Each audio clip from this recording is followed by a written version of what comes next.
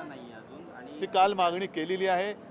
सन्माननीय सरन्यायाधीश आले होते, त्यांना सुद्धा आम्ही आमची व्यथा सांगितलेली आहे. बघूया काय होतं. परंतु एका गोष्टीचं मला जरा आश्चर्य वाटतं की आपल्या देशात बऱ्याच वेळेला अल्पमतातलं सरकार चालतं, पण विरोधी पक्ष नेतेपदासाठी मात्र खेचाखेच केली जाते किंवा अडवणूक केली जाते. हे विचित्र आहे. हे सुदृढ लोकशाहीचं लक्षण नाही आहे. म्हणजे मला असं वाटतं की म्हणजे वाटतं कशाला होतंच. इंद्रकुमार गुजराल जे पंतप्रधान झाले होते, काय त्यांच्या पक्षाचं काय संख्याबळ होतं, पण तरी ते पंतप्रधान झाले होते. चंद्रशेखर पण झाले होते. असे अनेक देवेगौडा होते. कशाला वाजपेयी जे होते, ज्यांचं सरकार पहिल्यांदा 13 दिवसात पाडलं गेलं होतं, मग 13 महिन्यात पाडलं गेलं. तर अल्पमतातला माणूस सरकार पंतप्रधान होऊ शकतो, अल्पमतातला माणूस हा मुख्यमंत्री होऊ शकतो, पण तुमच्याकडे पुरेसं संख्याबळ नाही म्हणून विरोधी पक्षनेतेपद कसं काय अडू शकता?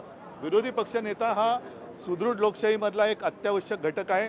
कदाचित जर का कधी जसं आता तुम्ही म्हणालात एक हे लोकप्रतिनिधी म्हणवणारी लोक हे कसे मस्तवालपणाने वागत आहेत, तर त्यांच्यावरती अंकुश ठेवायला विरोधी पक्षनेता हा पाहिजे. ठीक आहे, ठीक आहे,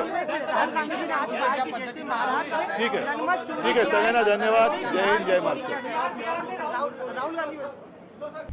आता isakal.com आहे देशातील नंबर 1 ची मराठी न्यूज वेबसाईट. प्रत्येक अपडेटसाठी isakal.com ला नक्की भेट द्या.